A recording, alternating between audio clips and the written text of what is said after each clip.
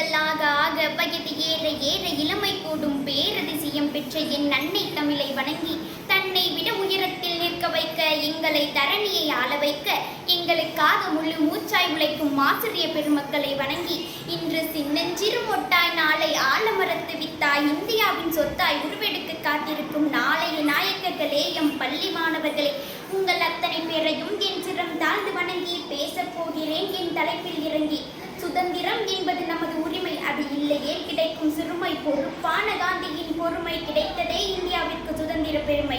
எதிர்த்து போராடிய யுத்தம், சுதந்திர சுவாசம் மொத்தம் நினைக்க வேண்டும் நாம் நித்தம் நித்தம். வேற்றுமையில் ஒற்றுமை உள்ளவரைக்கும் என்றும் என் இந்தியாவின் புகழ் மணக்கும் என்று சொல்லிக்கொண்டு என் உரையை துவங்குகிறேன். தாருங்கள் தங்கள் கவனங்களை.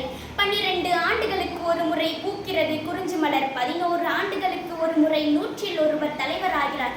100கணக்கான மலைகளாகினும் நோக்க முடியாத உயரம் இமயம். 1000கணக்கான அலைகளாகினும் அளக்க முடியாத ஆழம் கடல். அதுபோல் 20ஆம் நூற்றாண்டில் தோன்றிய தலைவர்கள் எண்ணற்றோர். அதில் மக்கள் மனதில் நிலைத்து நிற்பவரோ மிகச் சிலரே. அந்த மிகச் சிலருள் முதலிடம் பிடிப்பவர் தான் தந்தை பெரியார் அவர்கள். யார் இந்த பெரியார்? அவர் ஏன் பெண் விடுதலை பற்றி பேச வேண்டும் என்று 2 கேள்விகளை இந்த பெரியாரின் சமூகத்திற்கு நான் எழுப்புகிறேன். யார் இந்த பெரியார்? எண்ணியதை சொன்னவர், சொன்னதை எழுதியவர், எழுதியதை மட்டுமே வாழ்க்கையாக வாழ்ந்தவர். இவ்வுலகத்தின் தனி மாபெரும் எடுத்துக்காட்டு தந்தை பெரியார் அவர்கள் மட்டுமே. ஏடுகளையே தொடவிடாமல் பெண்ணை வீட்டுக்குள்ளே பூட்டி வைத்த காலத்தில் அடுப்பூதும் பெண்களுக்கு படிப்பு எதற்கடா என்ற ஆணாதிக்க சமுதாயத்தின் மத்தியில் ஆணுக்குள்ளும் பெண்மை உண்டு, பெண்ணுக்குள்ளும் வீரம் உண்டு என்று கூறி பெண்களின் கைகளில் போடப்பட்டிருந்த அடிமைகள் என்னும் கைவிலங்கை உடைத்தவர் தான் தந்தை பெரியார் அவர்கள்.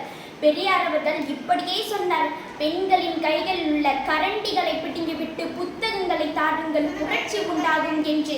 இன்று பெண்கள் படித்து ஒரு கட்டத்தில் இருக்கிறோம் என்றால் மண்ணை பார்த்து நடந்த காலமெல்லாம் போய் விண்ணை பார்த்து பறக்கிறோம் என்றால் அதற்கு முக்கிய காரணம் தந்தை பெரியார் அவர்கள் மட்டுமே. கோடை எழில் கொஞ்சும் பெண்களை உலகினில் கொடியவன் கூண்டினில் அடைத்து வைத்தான். கோடை எழில் கொஞ்சும் பெண்களை உலகினில் கொடியவன் கூண்டினில் அடைத்து வைத்தான். காலம் காலமாக அழுத பெண்களின் கண்ணீரை எங்கள் பெரியார் கிழவனோ வந்து துடைத்து வைத்தான். மானம் கெடுப்பாரை, அறிவை தடுப்பாரை, மண்ணோடு மயத்த கடப்பாரை, வானம் உள்ளவரை வையம் உள்ளவரை யார்தான் மறப்பார் தந்தை பெரியாரை. பேச்சின் முடிவில் வணங்குவதை நல்லதொரு வணக்கம், அதுவே எனது வழக்கம். தமிழே என்றும் என் முழக்கம். பேசி முடிக்கிறேன். வணக்கம்.